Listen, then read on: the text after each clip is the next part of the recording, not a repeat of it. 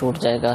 تیل ڈالنے کے والے سے پوچھتے ہیں کہ تیل لگا سکتے ہیں، ڈال سکتے ہیں سر میں تیل؟ جی بالکل، سر میں تیل ڈال سکتے ہیں روزے کی حالت میں، کوئی مسئلہ نہیں ہے۔ خاص طور پہ نفلی روزے کے حوالے سے تو امام غزالی رحمۃ اللہ تعالی علیہ نے اس بات کی ترغیب بھی دلائی ہے کہ بندہ جب نفلی روزہ رکھے تو چونکہ نفلی روزے کو چھپانا چاہیے، صحیح، لوگوں کے سامنے ظاہر نہ کرے، تو اس میں تو فرمایا کہ بندہ اپنا حلیہ ایسا رکھے، داڑھی میں تیل، سر میں تیل لگائے کہ جس سے اس سے محسوس ہو لوگوں کو کہ یہ روزے دار نہیں ہے۔ ٹھیک ہے، روزہ تاکہ چھپ جائے، چھپا رہے، باطنی چیز ہے وہ باطنی ہی رہے۔ سر اقبال 484 بریام والا جنگ سے بات کر رہا ہوں۔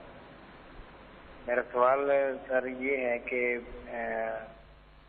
اگر روزہ آپ نے رکھا ہوا ہے نا، تو روزے کے دوران سر پر تیل لگانا کیا جائز ہے، یا نیم کا مسواک کرنا کیا جائز ہے؟ انہوں نے پوچھا ہے کہ روزے میں تیل لگا سکتے ہیں یا نہیں، اور نیم کی مسواک کر سکتے ہیں یا نہیں۔ روزے میں تیل لگانے میں کوئی حرج نہیں ہے، چاہے دن کو لگائے، چاہے دوپہر کو لگائے، چاہے شام کو لگائے۔ بعضوں میں یہ بھی سنا تھا کہ دوپہر کو بعض لوگ سمجھتے کہ نہیں لگانا چاہیے، ایسا بھی نہیں ہے۔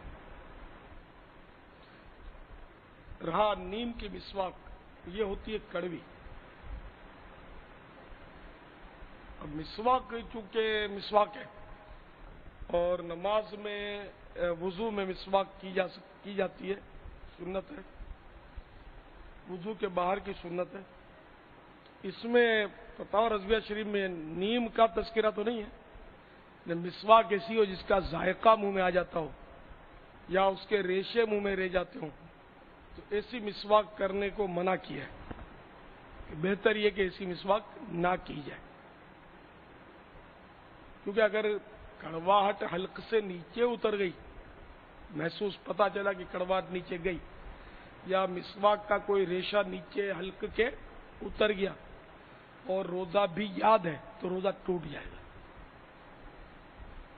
لہذا مسواک روزے میں کرتے ہوئے احتیاط کیجیے کہ اگر اس کے ریشے عام طور پہ جھڑتے منہ میں، تو اگر کوئی ایسی مسواک مل جائے کہ جس کے ریشے نہ جھڑیں تو وہ کی جائے، ورنہ پھر یہ کہ روزے کی حالت میں انگلی سے دانت مانجھ لیے جائے جبکہ وہ مسواک میسر نہ ہو،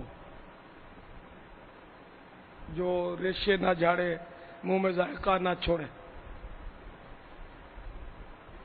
واللہ تعالی اعلم ورسولہ اعلم عز وجل وصلی اللہ تعالی علیہ وآلہ وسلم۔